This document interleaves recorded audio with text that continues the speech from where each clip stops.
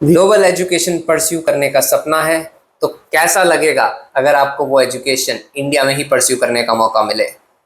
Study in India and study abroad को mix करते हुए national education policy 2020 and Indian government का strong vision India को एक ग्लोबल एजुकेशन हब बनाने का नतीजा ये निकला है।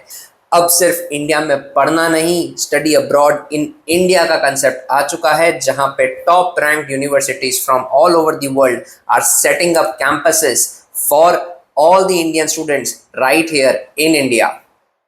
टॉप यूनिवर्सिटीज अब इंडिया में इंडिया के पोटेंशियल को देखते हुए अपने कैंपसेस एस्टैब्लिश कर भी रही हैं और अपने कोर्सेज को यहाँ पे शुरू भी कर रही हैं।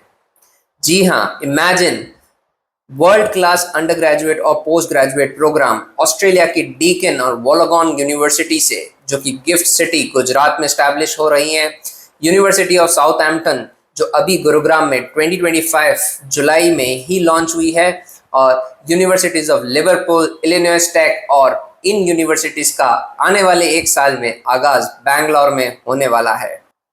सो NEP 2020 एक रास्ता बन चुका है जहां पे इंडियन स्टूडेंट्स को इंडिया में ही global faculties, global career choices, global specializations का अपॉर्चुनिटी मिली है। इसका ये मतलब है कि आप अपने पसंदीदा फील्ड में, फिर चाहे वो आर्टिफिशियल इंटेलिजेंस हो, डेटा एनालिटिक्स हो, रिन्यूएबल एनर्जी हो, आप उसमें स्पेशलाइजेशन परस्यू भी कर सकते हैं। बट इसी के साथ बहुत इंपॉर्टेंट, आप अपना एक ग्लोबल नेटवर्क बना सकते हैं।